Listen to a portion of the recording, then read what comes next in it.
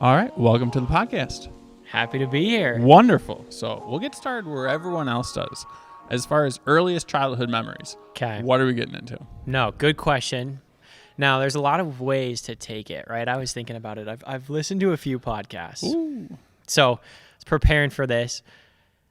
I had an amazing childhood. Okay. A seriously awesome childhood, great parents, all that. So, I think back, earliest childhood memories, it has to be, I'd probably say around sports. Okay. I mean, if you think back, or I think back to those early childhood memories, just playing football in the backyard, or, that kind of iconic scene where it's just a kid in his driveway, 3, 2, 1, and you hit a fadeaway and you miss it, and then you like narrate something in your voice. You're like, oh no, you missed the shot, but magically 5 seconds have appeared back on the clock. Absolutely. And then you try to hit the buzzer beater again. And I don't know, those are kind of a lot of like my earliest childhood memories growing up, just spending time out in the front yard or on the side of the house, the neighbors, and throwing on a Packers jersey and pretending I was on the Packers. Yeah. And so, I mean, those are great times with my neighbors I grew up with. And I'd say that's probably the earliest, if I think about it, but there's so many more too with people that are extremely special to me. So it was at a young age, your parents just kind of said, hey, go make some friends, or did you just gravitate towards them right away? Yeah. So I lived in a cul-de-sac. That's the best. The best. Yeah. Like grew up in a cul-de-sac, and then my neighbors around me were all within 2 to 3 years, or even my age. Yeah. And I mean, that's all we would do. We'd play kickball in the cul-de-sac, shoot hoops at my house, or anything. So we also had scooters. Yeah. We had bikes. I grew up in, I'm not going to say a small town in Iowa, but you compared to where we're at here. Yeah. I grew up in a smaller town. So, being outside and just being out in the community and on the cul-de-sac was just what we did 95% of the time. Yeah. And were your parents like outside watching? They were doing their own thing? Like what instructions were you given? I don't know if there was much of that. I look back and I'm not saying I don't remember my parents being there, but you would kind of have, I think, parents just taking a look outside every once in a while, but it's not like we ever had. Did we have adult supervision 24/7? Absolutely not. Yeah. Right? Like we just had the cul-de-sac, and then we'd all have to watch out for each other. If there was a car coming, the game would stop and everybody would scream, car, or something like that. But no, it was pretty, we let loose. And there was a good age group. My sister's 4 years older than me. Okay. So there was always someone more mature than the next, in those situations. Yeah. So is that primarily during the summer? Is it after school as well? What did that look like? Probably a little bit of both. A lot of the summer, I had a lot of freedom in the summer, which was awesome. After school as well too. So it's a good mix. A lot of those sports memories, I would say, probably came after school. Okay. And both times, after school and in the summer. Yeah. So were you pushed into sports at an early age? How did you get into organized sports? Ooh, good question. I don't know if I've always really like pushed. I think just kind of, growing up, you always, as a young boy, I just dreamed of, if you asked me what I wanted to do when I was little, it was be a professional football player. Absolutely. Right? Yeah. Like professional athlete. Yeah, professional athlete. And so like what came with that was doing, the organized local community YMCA basketball team, or signing up for it was Walnut Creek Little League baseball team. And so I really wasn't pushed, but it was just something I think my parents knew that I had a passion for, and we did. What was the passion developed through, like watching the sport, just playing it? Did your parents play any sports? So I would probably say watching it. My parents did play sports, but it wasn't something, they were awesome parents. They never forced me to do anything. So like I said, watching the Packers, listening to Iowa State football games and basketball games on the radio growing up, you're just like, that's what I want to do, and be a part of that. So that's kind of where it all came through. So not a lot of talk of school at the moment, but did you enjoy school? Were you interested? So for my daughter, we're looking into homeschooling, and I'm trying to find like what kids enjoy about school so I can incorporate that. For you at a young age, like what about school did you enjoy? I don't know if there's much I did enjoy. I mean, not that I didn't enjoy it, but I I was always a troublemaker. Yeah. I was always the loud kid, always the one where, during parent-teacher conferences, is we love having Spencer. He's awesome to be around and fun, but he's distracting. Yeah. Well, imagine if you were able to get in like a 10 or 20-minute EMOM before class. I feel like you would have been like, this is great. Geography, I got to work on grammar, whatever it is, I'm here for it. Exactly. And it's just one of those things, everything I wanted to do as a kid was not, like I love to socialize. Yeah. I love to talk to people. I love to be active. And sitting down in a chair was not one of those things. No chance. I got tested for ADHD growing up and all that kind of stuff. So, all those school activities, awesome to be around friends and family. Yeah. Or not friends and family, but friends. And then classmates, and having that interaction was all I really cared about growing up. Yeah. So when you're being tested for ADHD, like what's the inner dialogue when they say like, hey, you got to go in for this test, or what's going on? That's a good question. I don't remember it happening, but my parents were, they told me when I was little, just, hey, or looking back at it, they're like, we did have you test for ADHD. So I don't remember that specific thing, but I've always been told, because the teachers are like, hey, he does have symptoms of not being able to focus, distraction, X, Y, and Z. And so then that's when my parents went upon to look into that. Now, nothing came of it, right? Where, I wasn't taking anything. They didn't put you on meth just to calm you down a little bit? No. But, it's one of those things. I think it's just a kid being a kid. A boy, especially. Yeah. Just being a ball of energy. And I love to make people laugh and have fun. And that's what I did when I was little. And I'm still doing that today. Yeah. No, absolutely. So were you getting like F's or D's? Were you getting held back at all, or like what was going on? So I got held back my kindergarten year just because I was like on the cusp of like the age. Gotcha. Like, you weren't like flunking? No. It was going to be like, you're either young for this grade or you're old for this one. Yeah. And so my parents are like, well, let's just hold them back and let them. And there was, the teacher at the time just didn't think I was socially there yet. Yeah. So I got held back, and then I went into kindergarten a year later than what I could have. Gotcha.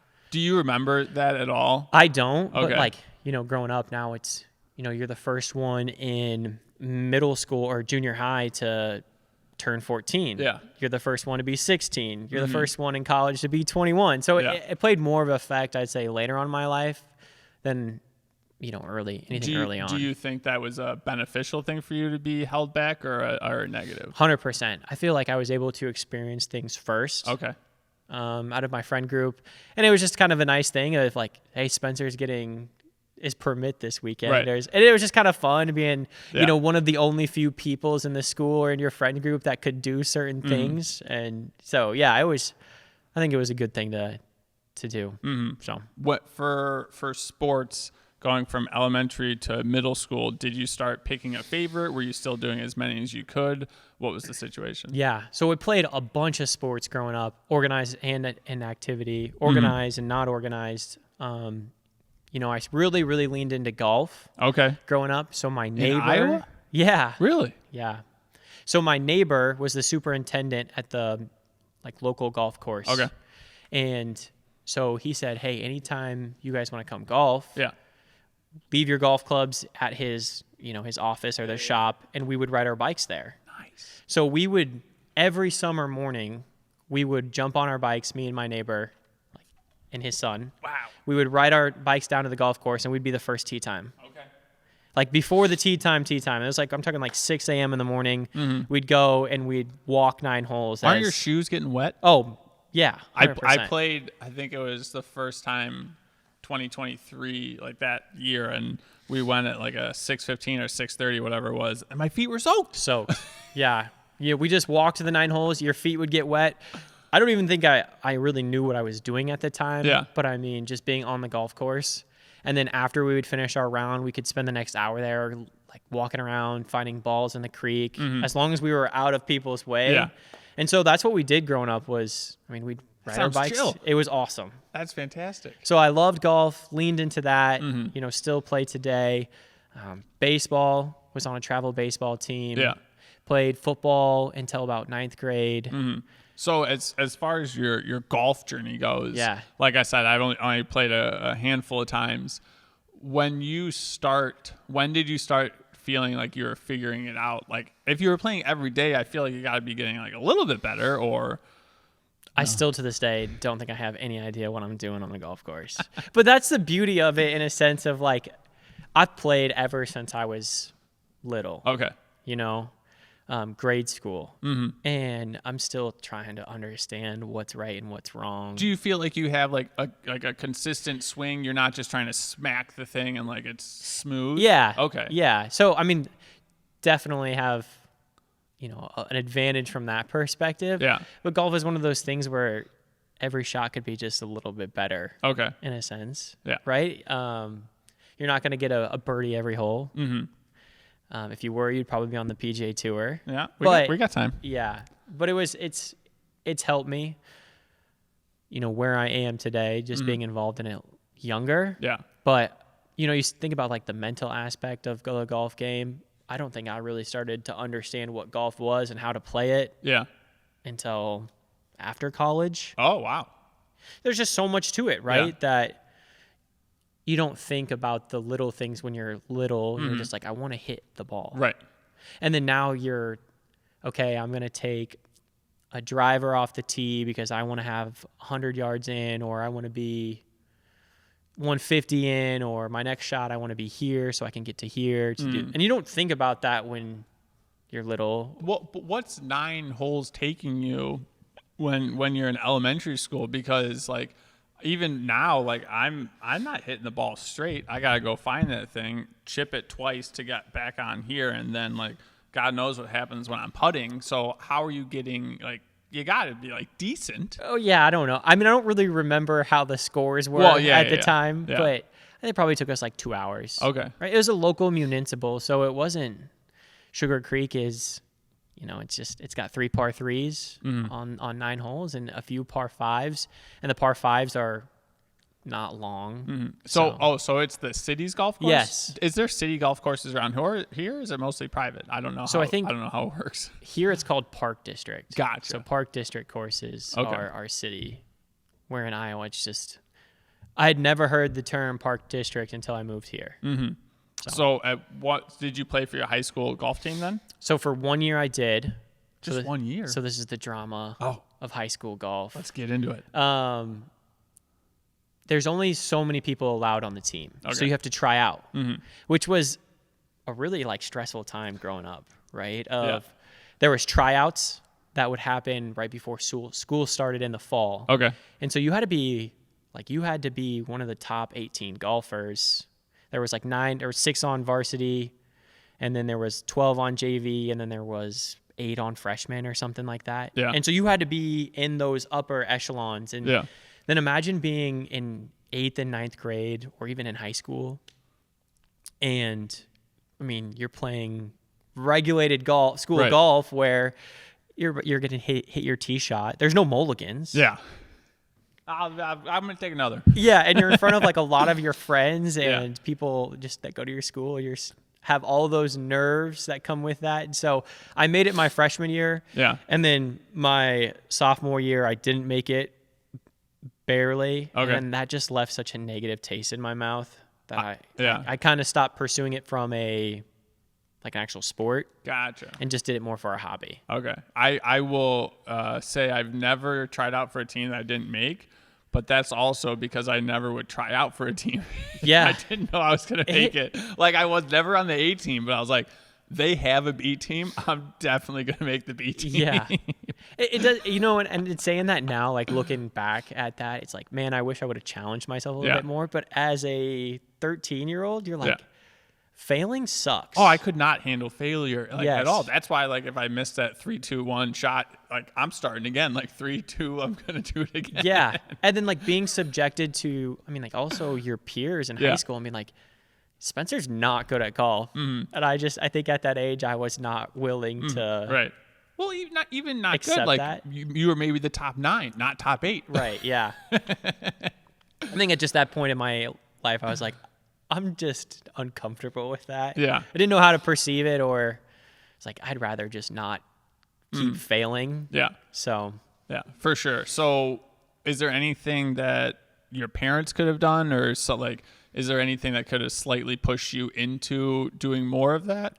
That's a good question. I feel like, there's things I look back in my childhood I wish my parents let me do what I want, which was amazing. Do I wish there were certain things that they pushed me, but a little bit, but maybe they did and I didn't realize it at the time. Yeah. Right? Like I did piano lessons for 3 years. Nice. And then I just got to a point where like, I hate this. Now I look back at that and be like, I wish my dad would have like picked me up, dropped me on that piano bench and said, come on, son. Because I'd love to be able to sit here and play some chords. Mm-hmm. But, I do think, there was times where like, hey, is this really what you want to do? Right. And, like I said, they were great parents. Yeah. They allowed me to do what I want, but they weren't going to push me into a corner where I didn't want to be. Mm-hmm. Now, like I said, looking back, I'd love to be able to still play piano, or I wish they would have pushed me a little bit more to do golf, but who says they didn't? Right. Yeah. So, do we remember 100% what happened? No. I don't think so. So I played basketball, soccer, and tennis my freshman year, and then sophomore year, I didn't, for the first time ever, have an after-school sport when basketball came up again. And then I was like, video games? Like not after practice, just right after school? This is amazing. What did you do instead of golf right after school, or filling that competitive void for school? Yeah, so played organized sports through high school until after my freshman year. Okay. So like after freshman year is when I stopped going out. So going to my sophomore year. Mm-hmm. Stopped doing golf.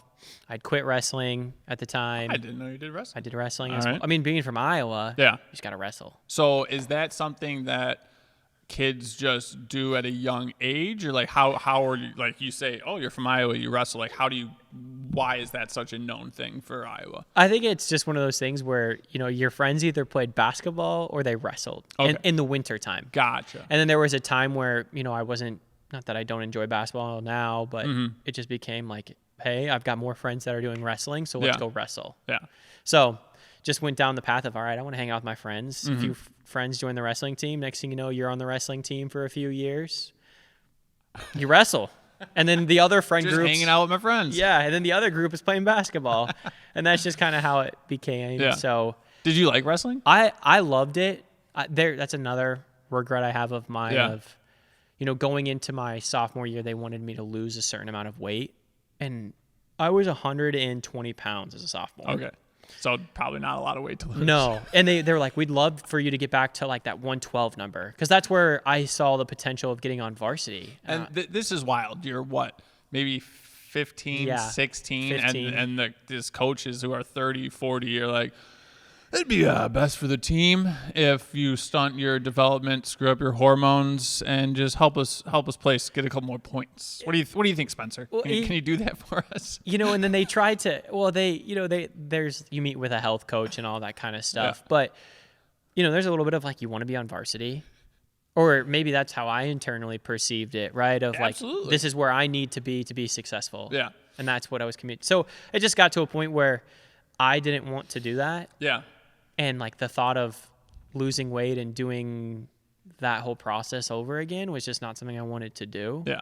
So it was tough, but looking back at it, I think all of my friends that were on the wrestling team, we still wish we saw it out because, I wrestled a little bit on varsity my freshman year, but did JV for the majority of the year. And did you just rock that? Yeah. Yeah. Like I think and I don't know it to the T, but I was like 20-2 in JV. That's not bad. So there was things where, and all of my friends were the same. Okay. And so we like look back and we're like, man, if we really saw the development plan, it would have been cool to say we were, all seniors on the wrestling team. Mm-hmm.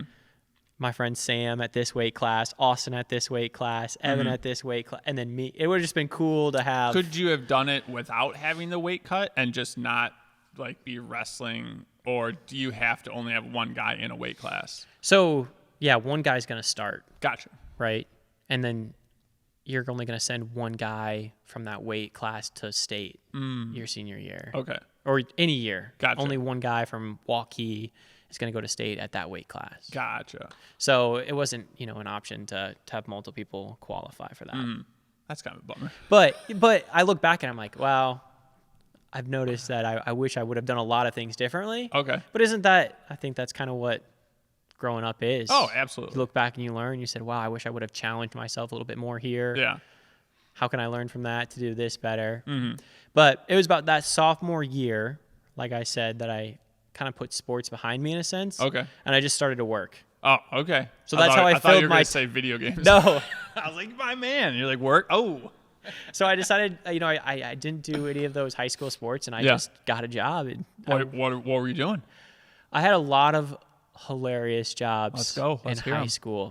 Name the job, and then what was so hilarious about Okay, it? first ever job, I worked at Menards. Okay. So we have Menards here. I was a cashier. Okay.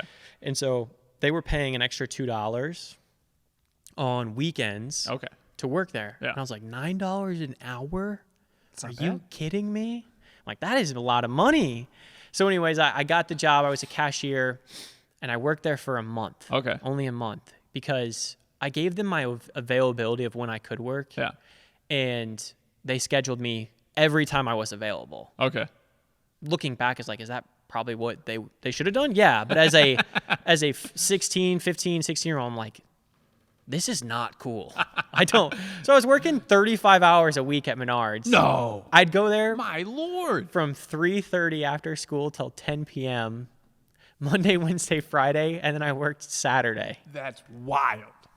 And then I called them on the phone after the first month, Yeah. and I said, I can't do this. I'm quitting. And I just left a voicemail. And Yes. because I don't know, I didn't know what to do. I didn't know Yeah. how to quit a job. Yeah. I'm not man enough at this Right. age to go in and tell somebody There that. was no class in high school that taught me how to deal with relationships and hard things. No, Yeah. we don't have a class for that. So I just left a voicemail, and I was like, hey, I'm quitting because I'm working too much. And then they called me back like a week later. Hey, Spencer, we haven't seen you at your shifts. Like, got your voicemail today. We can adjust your schedule. And I was just to that point where I was like, I'm not doing this. Yeah. I'm not doing this. Yeah. So I worked at Menards for a month. That was hilarious. I did. Did you get a paycheck though? Oh, yeah. Okay, They that's- paid every Friday. Oh, wow. Benefit, okay. What right? were we doing with the money? Well, gas money, and then the rest was just a lot. Who knows? It's just all mine. I probably just spent it on a lot of stupid stuff. Yeah. Right? That high schoolers don't need. Mm-hmm. Then I worked at Shields, which is kind of like a Dick's Sporting Goods, Okay. but they have a few locations around the Midwest. Mm-hmm. As a cashier, I did that for about a year and a half. Okay. Because you got a discount as an employee. Yeah. So you paid for what they paid for anything in the store, Oh, nice. plus tax. Okay. Yeah, So yeah. as a high schooler, buying Nike shirts. You're just balling out. Oh my gosh. I was only making $7 an hour. My entire paycheck went back to, I had Nike socks, I had Nike shirts, Nike shorts. I bought goalie gloves for like backyard sports. I would buy. You were him. I was him. I had everything. It was so funny. It's like if we were going to go play, like I said, a game of soccer on a Saturday. Yeah. Out of the blue, I was going to Shields and I was buying cleats for that one time Yeah. because I had the discount. Absolutely. And I had the money. Bought a lot of fishing stuff. Mm-hmm. I don't know. So all my paychecks went back to Shields. So as a cashier, do you get like tired standing there? Can you lean on something? Do you get bored? Like I feel like I'd be making mistakes and just being like, didn't hear a beep in my head. I heard a beep. Like how often is it just like terrible? Yeah, there was those 8-hour shifts on the weekends were a lot, right? Because a mall on a Saturday is when it's the busiest. So you're just working 8 hours. You get like 30 minutes to go get Chick-fil-A in the cafeteria.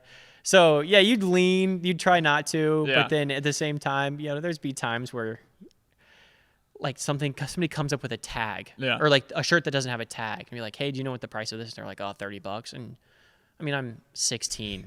I'm just like, okay, yeah, customer said, I'm not calling somebody to check to see how much the exact shirt was. You just get to a point where Yeah, for sure. Shields, here's $30. Yeah. So yeah, you're making mistakes every once in a while. Mm-hmm. But you're a cashier, so you put in what? Somebody gives you $40. Your change is $8.36. Mm-hmm. And then at the end of your shift, you had to take your cashier drawer. Yeah. And you have to go down to the counting room and the computer would say, hey, you should have this much left in your drawer. Uh-oh. So you had to count your drawer to make sure you were accurate, where you were off.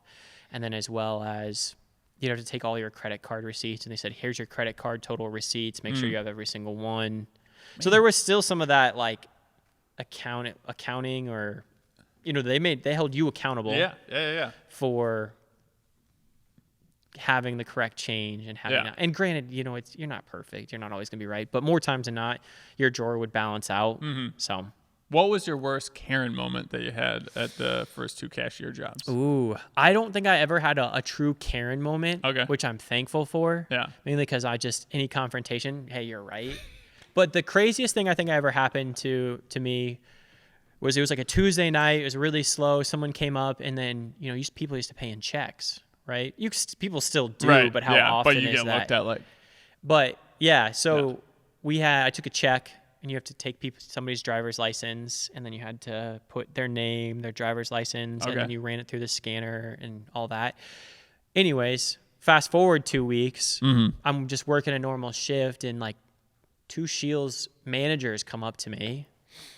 Hey, we need to talk to you. Like, just close your register for now. Come over here. And come to find out that lady, and I wasn't in trouble, but that lady had used a fake check on me. Amazing. And they're like, you did nothing wrong. Like, do you remember this incident? Do you remember taking the check? I guess she's been going around using a lot of fake checks within the mall in the West Des Moines area. Yeah. But anyways, it was just like, can you confirm this was her? And I'm like, oh yeah, that's her. Yeah. But it was just, I didn't have a Karen moment, but I was like, as a kid, as a high schooler, you're like, I'm part of some crime. For sure. I worked at Funway for like maybe 2 or 3 weeks. That's the local like kids or like roller rink and bowling alley and stuff like that. Yeah. But they had a glow in the dark putt course inside, and if you had counterfeit money, like the person hands it to you, you can see it because there was it was just like an automatic black light, and like I'd get handed like counterfeit money, or I'd be looking at the drawer. It's like, I ain't saying anything.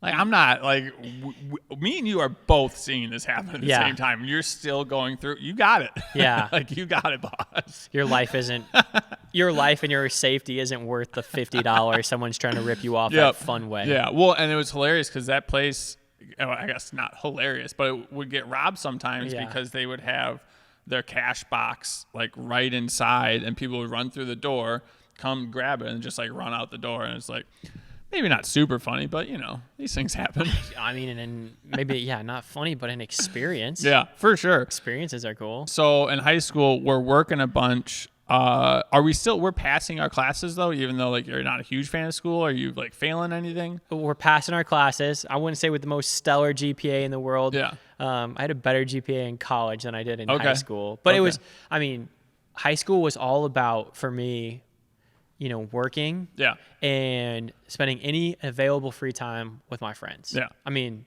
that's what it was. Like, you would get off your shift anywhere, whatever job you were doing at that time, and it was like, how can I work with my friends at Shields, or how can I work at my friends at a valet car center? Yeah. How can I work at we used to push snow in the winter. Okay. Me and my friends did that job together. So it was all about doing work with my friends. Mm-hmm. And then when I wasn't working, where are my friends? What are they doing? Yeah. And that's what we did. Like, inseparable. I have the most amazing friend group from high school, and we're still all super close. Yeah. I probably talk to them daily, but that's just what it was in high school. Mm-hmm. You work. What are my friends doing? School was probably the third priority in my life. Mm-hmm. But still not flunking out with it being your third priority. Like, that's impressive. Right. That's great. Yeah. It was good. I had some great teachers, right? Waukee was a great place to grow up, and high school was awesome. But actually, we did our homework. Yeah. Right? Like, I had good grades, but I wasn't going home to study. Right. So after you stopped doing so much sports, was there ever a point and where like you were eating like you were still doing sports, or like what did your health look like in high school? I have always been, except for these last few, the skinniest. Like, I was always the skinniest friend. Yeah. Like, seriously, I remember I had a few friends be like, dude, we can see the veins in your body. Like, you're just the skinny kid. And I always was. And I wasn't really like a super health conscious person. And so, there were times in high school I was like, I want to get ripped. Yeah. And I wanted to do that in high school. That never happened. I stayed skinny. And then it wasn't until college where I really started to dive into my health. But yeah, during that time, I mean, I'm eating Oreo cookies, we're eating whatever, cereal, ice cream. Yeah. What was your self-talk about being skinny? Because I know as a larger kid, the self-talk's not that great, but as like a skinny kid, like what was the self-talk around that? Yeah, it was, I mean, it was fine until until somebody makes fun of you for it. Right. I never had a problem with being like that, but of course you like take your shirt off at the pool as a skinny kid. You're like, I'm skinny. Yeah. Like I people could see your bones. It was weird, but it wasn't something it's not something I struggled with mentally or anything like that. I was always interested because like I go back and look at photos. I was like, I was not that big of a kid. I thought I was huge. Yeah. Like my thyroid literally stopped working, but I still like I wasn't humongous. And then I but I was super self-conscious. I think a kid made fun of me once in 4th grade, and I was like, never taking a shirt off again or whatever it was. But like there was other kids that were bigger than me and like all the confidence to the world. I'm like, where do you guys get this from? Yeah. And then just like some skinny kids that like also wouldn't take their shirt off, and other kids are like, this is who I am. So I'm trying to figure out that question. It's crazy. It's all, skinny, fat, big, whatever. Yeah. Whatever. It's just whatever your narrative is. How are you comfortable? How do you perceive yourself? And it's funny, just having that back and forth of if you were a larger kid, you're like, I own that.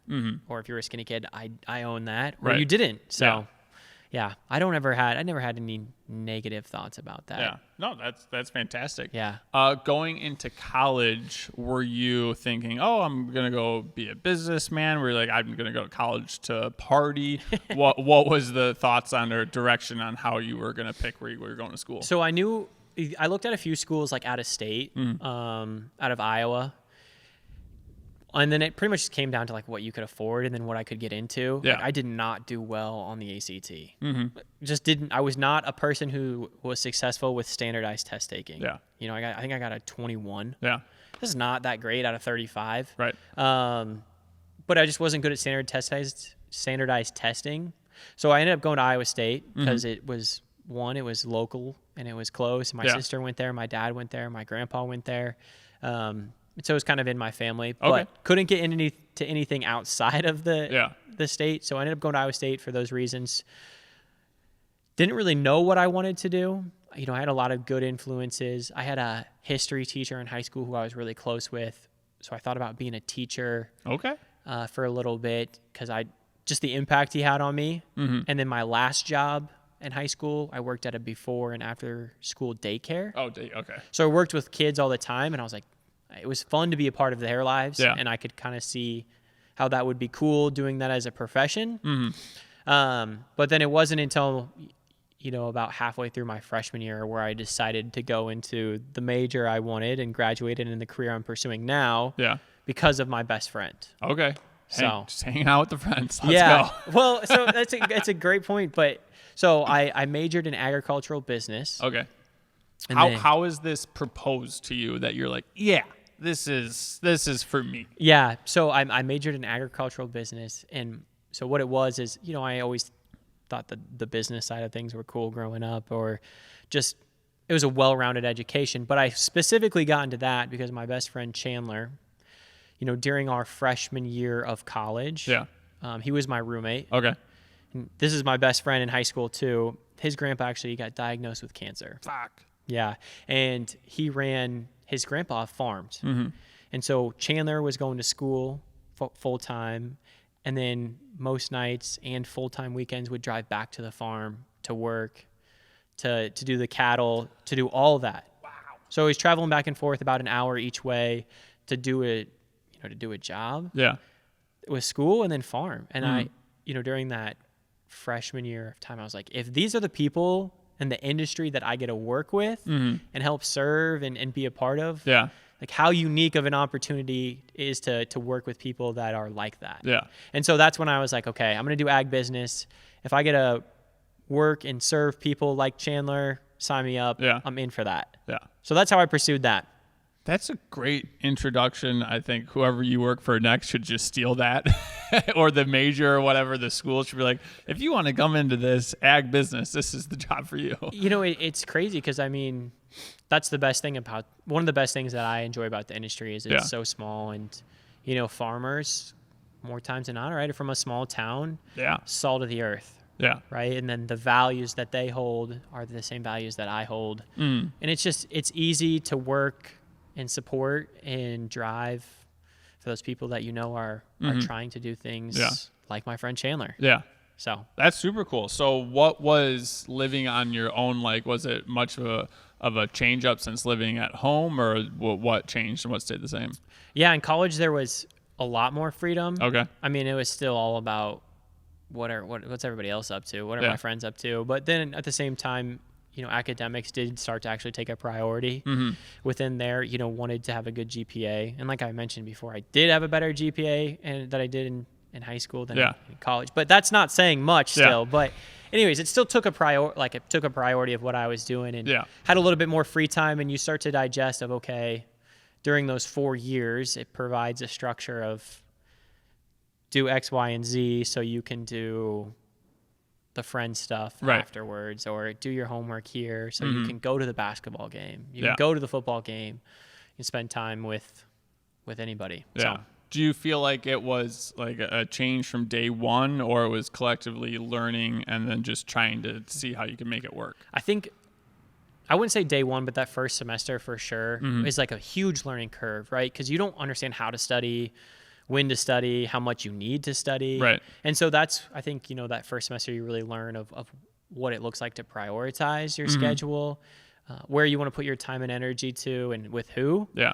I think that happens over that first. What was flunking out ever an option when it got difficult? Flunking out was never an option. However, there was a point in time during my freshman year, things were just not going well for me from a personal side of things. And I was like, I might have to leave this university. Okay. Like, I need to almost go somewhere from a fresh start. Yeah. And that's where I was like, do I transfer? But no, I never did. Okay. But to your point, you know, flunking out was never an opportunity, but just saying, hey, maybe I need a fresh scene somewhere to just change things up.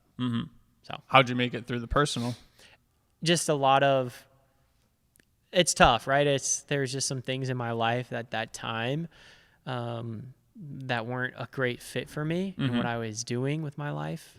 I hate to be vague, but at some point, a company might be listening. No. I just had a tough relationship. Yeah. Like with a girl. Oh. It's like the first girl you ever loved. Gotcha. You know? I'll fuck you up. And then when you go south and like things just don't pan out as a 18-year-old, right?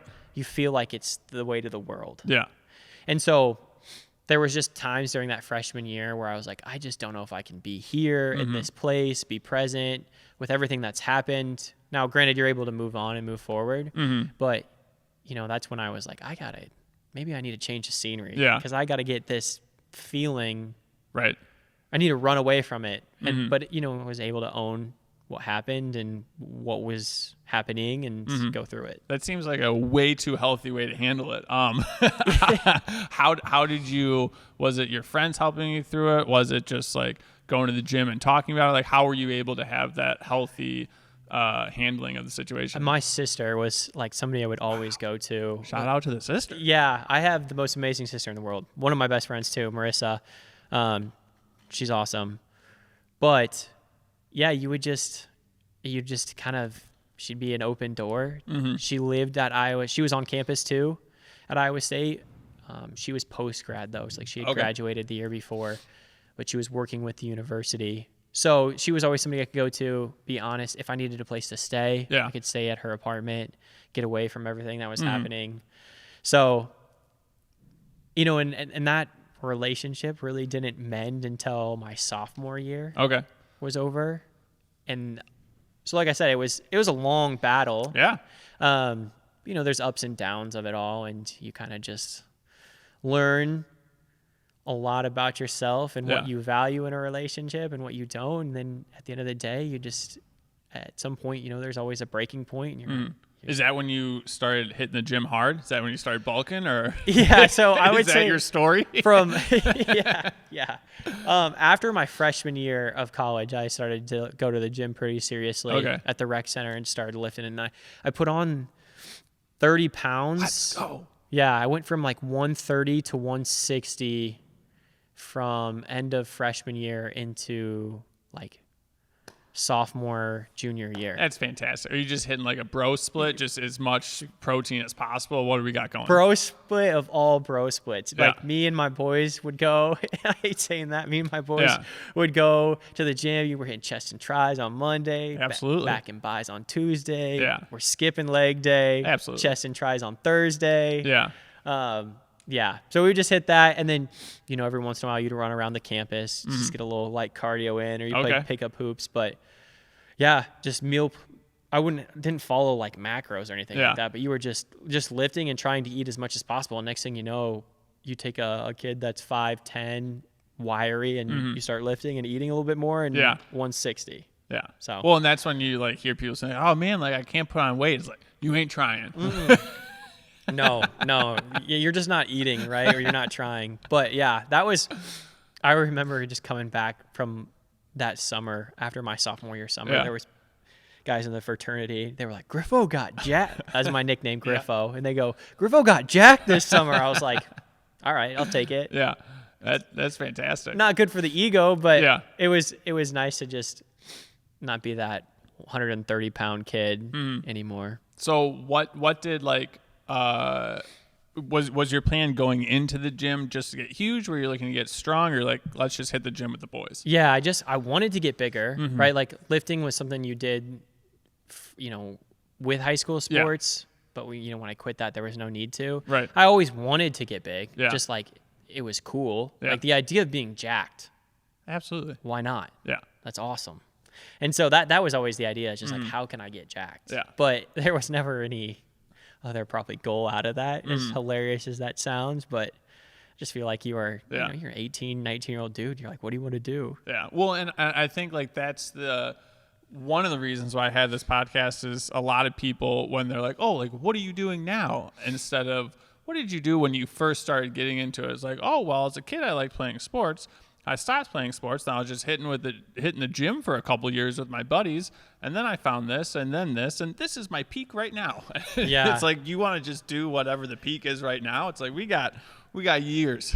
Oh, we got years. 100%. Yeah, I didn't like lift in high school or anything like that after freshman year. Yeah. I tried to every once in a while, but it was just not something you could hang with. Yeah. So it wasn't until that sophomore, junior year you got really consistent with going to the gym and being proactive about being active and lifting.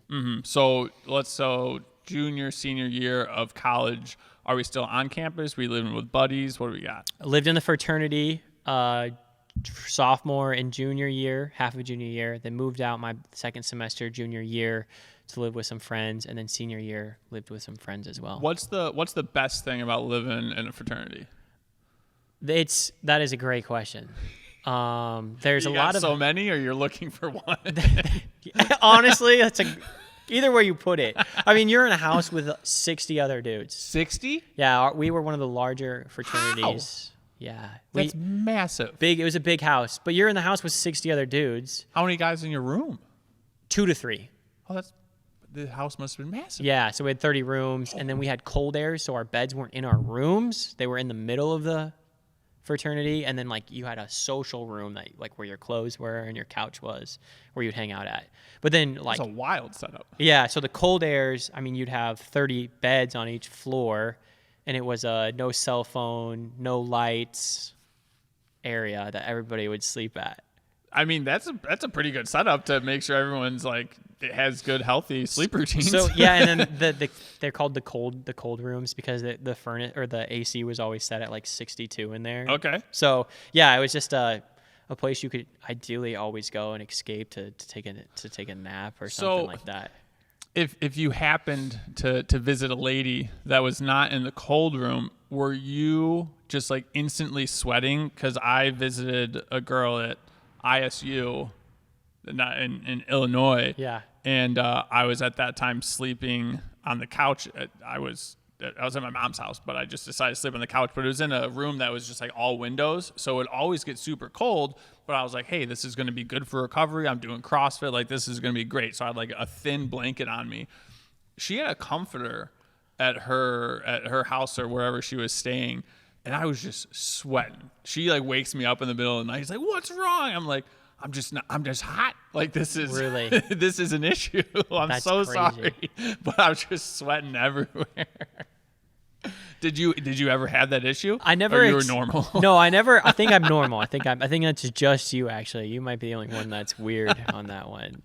No, I feel like at college you're so okay. Yeah. Just sleeping anywhere. Okay. You know what I mean? Like cold airs, a couch. Yeah. You go visit your buddies at other campuses. You're like, here's a blanket on the floor. Okay. You good? Yeah, I'm good. Yeah. Because after a few beers, Right. you can sleep anywhere. Yeah. So that never happened to me. Yeah. So maybe apparently just me. Maybe I'm weird and you're normal. Maybe that's a normal thing. I mean, I've told this story a couple times and nobody else is saying it either. So, maybe I'll find that one other person. So drinking alcohol in college, what was your relation? I use that term a lot. What was your journey with drinking alcohol? Was it just like binging all the time and it slowly tapered off, or what was? Yeah, I think binge drinking was a big part of my Yeah. college experience, and I don't regret any of that by Yeah. any means. But you certainly learn what you do and don't value as you go through different stages of life. But yeah, it was like, let's go to the bar on a Wednesday night. Let's go to the bar on the Thursday night. Friday, what's up with Saturday? That's just kind of just the experience I had. It doesn't mean anybody else has to be, but Right. yeah, I look back and I'm like, man, I did some really stupid things while I was drunk. Yeah. You learn. There's funny stories along the way. No one got hurt. So The sheer physical ability of a college kid is insane. The workload of 18 to 20 hours a week, and then studying, and then maybe sports, and then also drinking, and maybe 4 to 5 hours of sleep, and it's just insane. And doing that months on end. yeah, you almost think about like what toll that takes on your body. I think about the times where like you'd go and you'd drink 10, 12 rum and cokes at a bar, and then you'd wake up and you're like, just give me a Powerade and I'll be good. Like, if I did that today, like if I went and had 12 rum and cokes, I wouldn't be a human until today's Tuesday, Friday. And like, give me a Powerade and a 30-minute nap and I'll be good. But like in college, that's just, you had that ability to process That's all that. wild. You know what I mean, If we though? could put that in a pill and be like, hey, this is you're in college again. That'd be wild. There were times, and I almost hate admitting this in college with my relationship. It's like I enjoyed being hungover. Yeah. Because I was like, not many times am I going to be able to appreciate being hungover when I'm outside of college. Right. Like, I was just like, you had the opportunity, and I say that like as I had the opportunity to hang out with my friends on a Wednesday night. So I appreciated being a little hungover on Thursday because I had a fun time. Yeah, absolutely. So- Well, and I think, like you said, it's the mental decision. Like, hey, like this was a good time. I'm hungover. I had a fun time. Like, it's not destroying my life by any means. Yeah. It's like, let's go. Like, As much as it sounds like I might have drank a lot in college, I had a healthy relationship with it. Yeah. If I had to study, I would prioritize that over drinking, Yeah. right? So I don't want that to get confused. But Well, I had a gentleman on the podcast that I no longer question anybody that was able to get through college and like drinking wise, because I'm like, hey, what was your health? What was your relationship with like drugs and stuff like that? He's like, I had a healthy relationship with cocaine. Like sometimes I do it, sometimes I wouldn't. It was just like what I did. I was like, I am never questioning anybody about their drinking and getting through college anymore. Yeah. This man did coke, and he was still able to get through. But you know what I think? The way that you position that is, it's funny because it's like you have a healthy relationship with something that's unhealthy. Yeah. Okay. Yeah. Just kind of juxtaposes itself, but a healthy relationship with something that's unhealthy. Yeah. Okay. Yeah. Yeah. Well, some people have an unhealthy relationship with like Coke or Diet Coke. It's like, oh, like I gotta have one, or like this Yeah. is my crux, and it's like it's just this. It's fine. Like I'm okay. Like, Yeah. we're making it through. So getting out of college, what does that look like for you? Are you doing a bunch of internships? Like where are we headed? Yeah, so I had an internship in college, Okay. Which was nice because it kind of helped set me up for success. I had accepted my full-time role going into my fall of my senior year. Nice. So I knew I had a job Ooh. post-graduation. Is there not a lot of competition, or were you by where a lot of the work is? How'd that work out? So of course there's competition, but it's just nice to, just going into that senior year, knowing you have a job lined up, you know what you're going to do. Where I had a few friends that didn't have, and I didn't get a job until a few months after graduation. Gotcha. And there's that stressful of like, where am I going from Iowa State? Am I going to go move back with my parents? But I always knew that plan. Okay. So that made senior year a lot easier. Yeah. What year did you graduate? 2018. Oh, okay. So I've been out of school for 6 years now. Gotcha. So I took my first job with an agricultural company.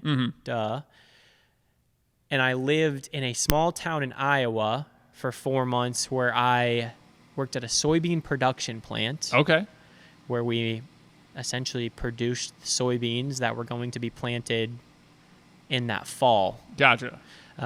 Is ideally, or not that fall, but the next, sold in the fall and then planted the next year. And then I did that for 4 months. Then I moved to St. Paul and I did sales for that same company, but just corn and soybeans.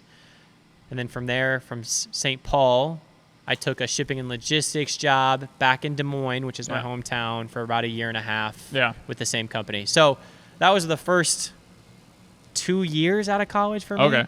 Will you be able to, so when you're selling it, what's your selling points of the products? Is it like, hey, you're going to get a higher yield out of this? There's less chance of the insects getting after this. This is better for what are we selling? Yeah. So, all the above. Okay. Right. That's just like any other thing that you buy in the world, right? Yeah. Like every different, Rogue, Titan Fitness. Yeah. Everybody's got a different brand proposition value that they can bring to a consumer. And that's exactly it for seeds. Okay. Right? Like whether it's yield, whether it's consistency of yield, whether it's agronomic traits, right? Like you said, insects, or maybe there's diseases out there that this product is better for. And so all depends on what the consumer is looking for, right? Of, hey, you should buy X because it does Y. Yeah. So with all the new technology and things of that nature, all I hear, I am not a professional, is that the small farmers, the people that actually feed us, they're struggling. Why? What are your thoughts on why they're struggling? As far as I have a very limited knowledge of farmers, but what does that look like? Yeah, I might need a little bit more context, and by no means am I a professional in farm economy. Okay. Now, I will say, maybe to your point, to help answer or get to, another point of, you do have to be, I'm not saying you have to be, but there is a threshold, right? Just that the cost of goods. Yeah. Think about any small business in today's society. How well are our small businesses doing? Yeah. That's what a farm can be, as a small business. And so just the margins on anything that we do is tough. Yeah. Whether that's farming, whether that's a CrossFit gym, whether that's, a local insurance company, whatever it is, the smaller the business you have, if the margins are small, right? The profit's small and all that. So I think that's maybe a little bit of a context behind it. So for you and the soybean and that kind of stuff, are you going to smaller farmers, or how do you either grow or service whoever you're working with? Yeah, and that goes back to, who are you working for? What's their brand value? But I think any farmer can plant your crop, right? Corn or soybean, whatever they think is the best fit for their operation is what they'll make for their decision. Now, I think in the Midwest, we're so used to corn and soybean. Right. That's what we see when we drive on interstates and highways here. But there's a lot of other crops out there. You start to get into Minnesota and North Dakota, you're talking about edible beans. You're talking about sugar beets. You get into Wisconsin, you're talking about potatoes and all of that in different parts of the world. But yeah, any farmer who is set up or farms corn and soybeans is kind of a target consumer, essentially. Okay. So who are you getting picked up by afterwards after working those jobs? So after working for that company, I had an opportunity to jump into another agricultural company to do a little bit of a different position I was doing. So I went from shipping and logistics and supply to marketing. Okay. And so that's where I am today. Yeah. So I worked for Corteva, which is one of the larger agricultural companies. And then now I work for Syngenta, which is another large agricultural company, and I do marketing. And I've done that. Sounds like a pill that's getting advertised on. It kind of does. Try Syngenta. Yeah. I mean, all companies got really weird names. Yeah. But yeah, been with Syngenta for the last 4 years. This is my second role with them. I did marketing in my first role, and then I'm still in marketing now, but just a little bit of a different responsibility. I feel like marketing is a hard position for business to business, just because I just see it from my wife's perspective is she does influencing and stuff, so it's everybody. But as far as like business to business, how does marketing work for you? Yeah, and so the brand I represent, right? So Syngenta is the company, and then I support a seed brand. Okay. Right? So if you were to go into Walmart and there's Coke on the shelf, I would represent Coca-Cola. Oh, gotcha. But I work for Syngenta, and I support... I thought you were just flexing and be like, yeah, Coke's one of them. No, but I work for Syngenta, who owns NK Seeds. And so I work for the brand NK Seeds. Influence, and we do sell to businesses. We don't sell direct to farmers. Yeah. And so I think that's what's really tough is because essentially the retail location, the business is who we sell to, who pays us, right? But the end user is the farmer. Gotcha. So that's what's really tough, I think, about marketing from our perspective is you know that you have two users. And not only do you have two users, you have two expectations, right? The business that you sell to wants to then be profitable to sell to the farmer, right? Yeah. They want to make money on what they sell. And so then, you just add another layer and it gets tricky, and you try to influence not only the person selling your product, but the grower who's using your product. So when you're marketing, once again to my wife, like I always think like funny is better, and she's like, no, that's like not that's not what the people come here to see. But I'm like, that's the stuff I watch. Like I want you to do funny stuff. How do you get your message across when you're marketing and when you're pitching either executives or the team or whoever it is? Like, how do you sell that this is a good idea? Yeah. So, we have a great leadership team within our company that does a lot of work on types of farmers. Okay. And we look at like segmentation, right? We say, okay, NK Seeds is best aligned with a farmer and a business that values X, Y, and Z. Okay. So I think that's maybe a better question of understanding who your customer is. Yeah. And then, we got to find a brand that's funny for you. Yeah. Let's find you a brand that's always, that might represent that better. So we'll work with, people that align with what we present in the marketplace best. And that's kind of maybe the best way to present an idea to make sure that you're aligned from a value standpoint. Yeah. How has marketing changed for you in the last 5 or so years as you've seen the business? It's interesting right now too. I think so. I recently graduated from the University of Illinois with my MBA. Yeah.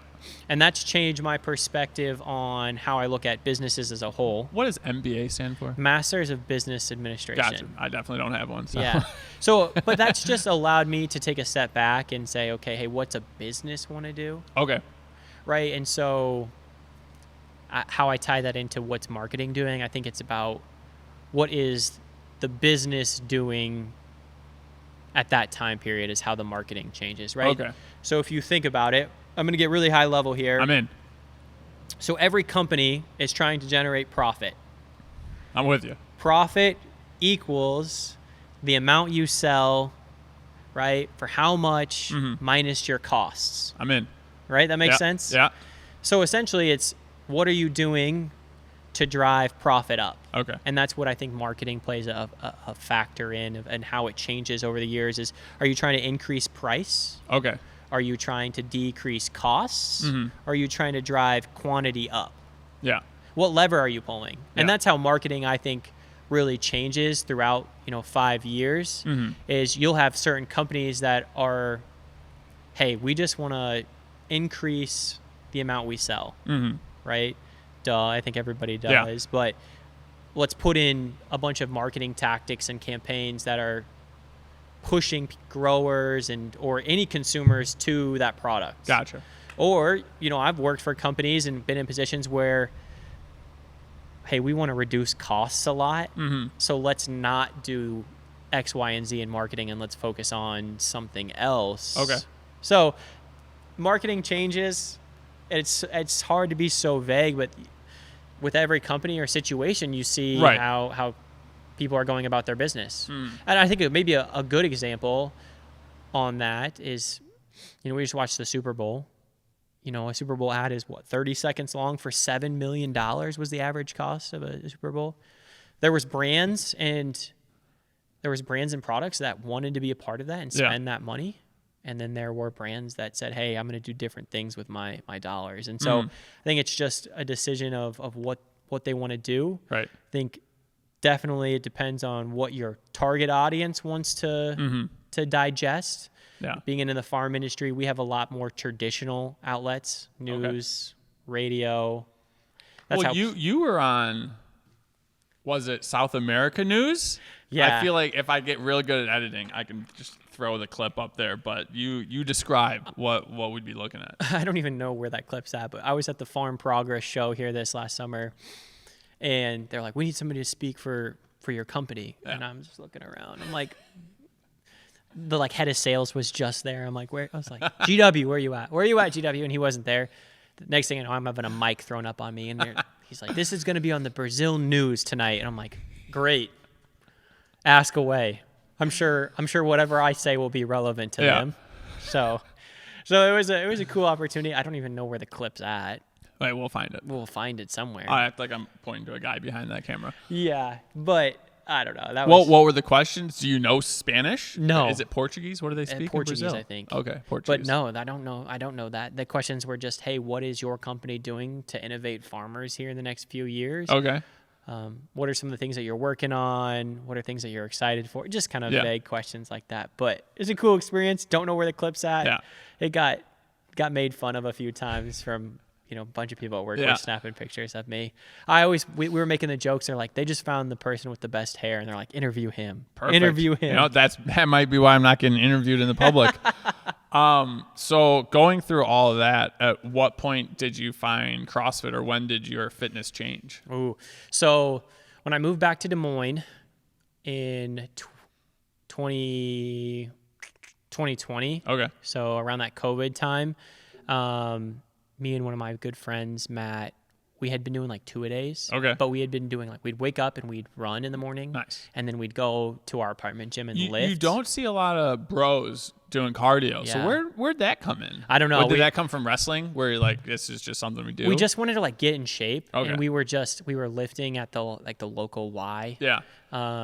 But we were like, all right, let's just run and then in the morning and then let's lift at night. So we were just doing 2-a-days. Yeah, that's great. And we just got so tired of doing the same thing over and over. And we ended up living a block away from a CrossFit gym. And me and my roommate Matt were like, should we just go check this out one time? And of course, we email Black Collar. Okay. It's in Des Moines. Great gym. They were like, hey, do you want to come at 5 a.m.? I was like, what? What is this? Who is trying to get me to sign up for something and they want me to come in at 5 a.m.? Wrong target audience. Yeah. But anyways, we did it. You showed at 5 a.m.? Yeah. Wow. It was a 200-meter row, 200-meter run for 10 sets or something like that. It was the first ever workout I did at a CrossFit gym. How were your legs? Terrible. Getting off the rower onto the runs. I remember I had never rode before in my life. I remember I rode out of my seat. Yes.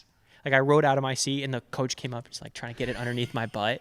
Looking back, I don't even know if I was a coach, and I do coach now, right? Yeah. I don't think I would try to fix someone's seat for them. Yeah. I just think about how hilarious some of those moments were, but yeah, it was pretty terrible. But hooked. Yeah. Fell in love with the community. Fell in love with just CrossFit in general from that moment on. Yeah. So when you started doing that, were you like, all right, great, going to the games, or like what are we thinking about when we started doing CrossFit? So it was like January of 2020 Okay. when I started. So the Open was coming up. Yeah. Didn't have any idea what that was at the time. Yeah. Just a bunch of people saying, hey, you doing the Open? Right. Didn't want to, like, I had no aspirations. Like when I walked into the gym, I was like, I'm here. It's a great time. I like lifting. Learning these lifts are fun. But I was like, I'm not going to learn how to do double unders. That's stupid. Why do I need to know how to do double unders? And I was like, that's stupid. I don't need to know how to do that. Like, I remember just being so hard-headed. So no, I didn't think I was going to the games. There was times where like, why do I need to learn how to handstand walk? Yeah. And I truly believe that, right? Now, fast forward a few years, it's a little different. Yeah. But that's where I was at. I was like, I'm here to have a good time. Yeah. To lift some weights. Get jacked. Yeah. I don't need to learn how to do things. What are we eating at this time? Are we eating for maintenance? Are we still just trying to get bigger? What are we eating for? Yeah, we were probably at that time just trying to eat whatever. Okay. Getting bigger was a thing, right? So a lot of chicken. Just doing the bro stuff. Yeah. Chicken, rice, broccoli, eggs in the morning. Eating pretty healthy Monday through Friday lunch, and then Friday, dinner and Saturday you're just doing whatever. Yeah. But nutrition still wasn't really tracking my macros as much. At that time when I joined CrossFit, now there'd been times before where I was doing some more macro tracking, but first time stepping into a CrossFit gym, it was just about trying to eat as clean as possible. Do you feel that like your eating has changed while doing CrossFit, and maybe you could tell that you're under eating or overeating? Like, how has that changed to? Yeah, completely changed. Now I still don't track my macros, but I just try to eat based on my activity level. Okay. Right? Or just, I feel like I have a good knowledge of, okay, hey, I'm going to do X, Y, and Z at the gym today. Yeah. You need to have this many calories, or you need to eat a good lunch, a good breakfast, and a snack. Yeah. And you need to make sure what you're eating matches the activity you want to have and the activity you are having. So that's how that's changed, where I never really looked at it as like, as long as I ate clean, I was in a good spot. Yeah. Where now I'm trying to fuel my body to do the work that I want to do for that day. Yeah. Well, I think it's tough for when you first start doing CrossFit, because one, you're going to be losing weight, and then you're going to also be getting stronger. And then after like 3 or 4 months, it's like, why did I plateau? And it's like, oh, well, you gotta fuel the car that that we're working here. So how did you change, or like, what was it like? Oh, I need to be eating more. Like, when did you find out you needed to be fueling? Yeah, there was a first point during that year where I'd been doing CrossFit for 6-7 months, and you just kind of realized that to put on the strength you wanted to, I got to eat more. Yeah, like you get those beginner gains, yeah, and then you start to plateau. In those first 5-6 months, you're like, all right, I got to eat, or I got to do something, right? And then the moment you do that, your body changes, right? Yeah. So. And you're less tired, and you're not just like, oh, this is terrible. And then you eat food. It's like, I'm alive again. Right. Less brain fog. Yeah, Cool. exactly. And so my friend that I did sign up with, Matt, he played Division I baseball at Iowa. Okay, cool. And so he was really passionate, and he'd always sound, because they have some nutritional coaching, right? Yeah. In a D1 program. He's like, you got to eat, Spencer. You got to eat. It's like, what have you had to eat today? And so he was good about pushing me, and he was a good resource to have. He wasn't saying you have to eat X, Y, and Z, but he was good about saying, eat, eat. We're going to do certain things. Right. So when did you come to Amplify, and like how did you pick this gym? Yeah. So after, I think it was 2021, I moved to Chicago for this job. I took this job with this company, April 2020, but then COVID happened, so I was able to stay in Des Moines. Then I got to a point where it's like, I just want to move to Chicago, get here, experience this lifestyle. So when I moved here in 2021 of March is when I came to Amplify, because of my good friend Tyler that goes here, knew that I was doing CrossFit in Des Moines, was like, hey, I go to a gym here, and I work in Downers Grove. Did you grow up with Tyler? So we went to the same fraternity. Oh, shit. Yeah, okay. Yeah, so we went to Iowa State together. I knew him for a while. We didn't hang out in the fraternity a lot. Yeah.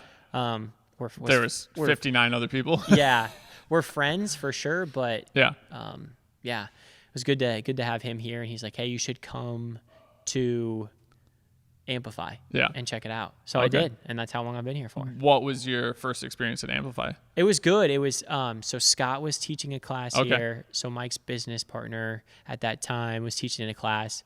I think we were doing it was overhead squats and a 400-meter run. Okay. I can't remember, but it was fun. Yeah. It was good. The coaching was phenomenal. The classes there's like 15, 16 people in a class. And coming from the first gym I was at, we'd have 7 or 8. Right. So double that experience. It was awesome. I had already loved CrossFit. I knew I was going to continue doing CrossFit, but it was cool to do it in a space that was, this is probably 10x bigger than my first gym with so many more things to be able to do. Yeah. So it was awesome. Good experience. And did you ever think about coaching, or when did that question get popped? No, I didn't even think about coaching, for the longest time of being a CrossFit. But it was about, I'd say a year and a half ago, there was just a point where it's like, I feel like I fell in love with CrossFit. Yeah.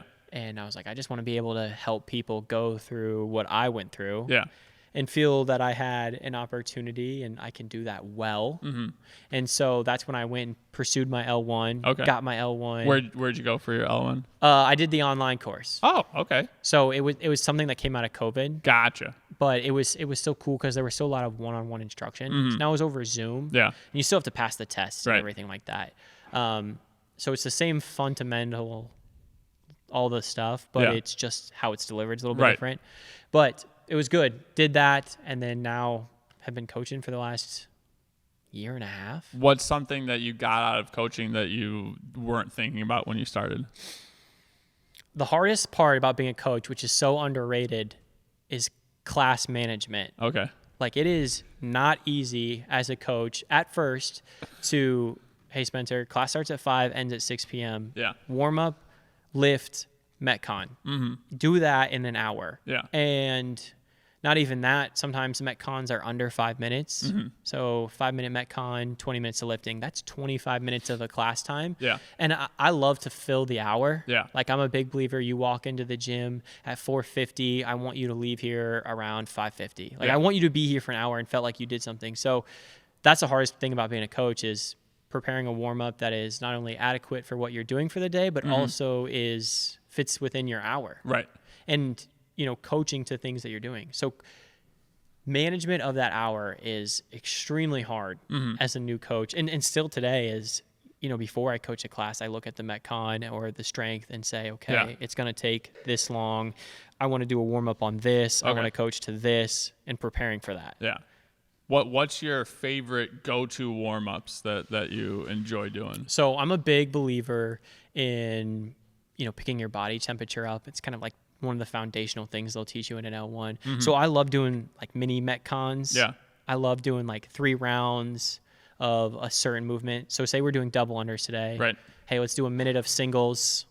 Let's do a minute of this. Let's do a minute. So I love working up to what we're getting to. Gotcha. That's probably my favorite type of warm-ups. And then there's some dynamic movements that I just love doing regardless of what we're doing. So say after that mini Metcon, I love doing like alternating lunges with a Samson reach or reverse lunge with a twist. I think a lot of those general movements, opening your hips, getting your legs activated, keeping your core tight is just really good general stuff to always have in warm-ups. Right. How do you personally lean into a deficiency or a skill that you don't enjoy CrossFit has for you? Yeah. Tough question. I'd say strict handstand push. Like, that's my relationship with strict handstand push-ups. Okay. Like, I hate strict handstand push-ups. I'm so bad at being inverted. And so it was something I struggled with from the jump. I still struggle with it today. But it's one of those things every Saturday, me, Will, another coach here, and Tyler, and our good friend Eric Miller, who also comes here, we'll come in on Saturdays, and it's going to be in there. Yeah. Right. We'll work on it weekly. So that's how I try to approach weaknesses is you're at least doing it once a week. Okay. I'm getting upside down. We say get inverted. Yeah. I'm getting inverted once a week. Okay. Bare minimum, because that's something I'm terrible at. Is it getting better? It's 100% better. Oh, okay. Like I used to not be able to do strict handstand push-ups. Yeah. Now we can usually hit, anywhere from 6 to 10. Oh, let's go. That's not great, but it's a lot better than where it was. Yeah, absolutely. Right. So build in muscles in those shoulders, and And there's a lot of technique stuff, I think, when it Yeah. comes to that. But, working on weaknesses, you hate to do it, Yeah. but you have to do it once a week. You have to. Absolutely. Well, we'll wrap things up. We'll get a part 2 in later. As far as the definition of health, what is health to you? Not necessarily the dictionary definition, but what is health to you? So probably it probably needs to encompass more than just what a lot of them might think, right? But for me, it's mental, it's spiritual, physical. It's probably the 3 things I think about it from a health, and having those be in a good spot. Yeah. Right? Making sure that you are mentally healthy, right? Are you doing the right things to make sure that is in check? Spiritually, where is your relationship with, for me, is God, and putting my faith in that? How is that going? And then as well as from a physical standpoint, hey, are you being active? So I think it's a combination of the 3, right? And making sure that you prioritize each one of those correctly. Yeah. To make sure you are in a good position from a health standpoint across those 3 things. And then what's something from your life that people listening to the podcast would be able to take away as a positive? So I think I've had, growing up in Iowa, I haven't had an overly complex life. I think one of the things that I always try to focus on is just being positive and being somebody that you can always come to listen. Yeah. Listen first, speak later.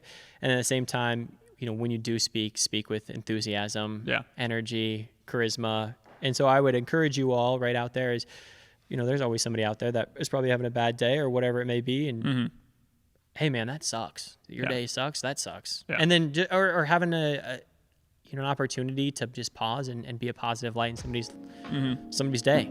Yeah. So I would encourage everyone out there, right, to be positive. Yeah. Have a smile on your face. We could all use a little bit more love and positivity. Let's go. Thanks so much for coming on the podcast. Yes, sir. Absolutely.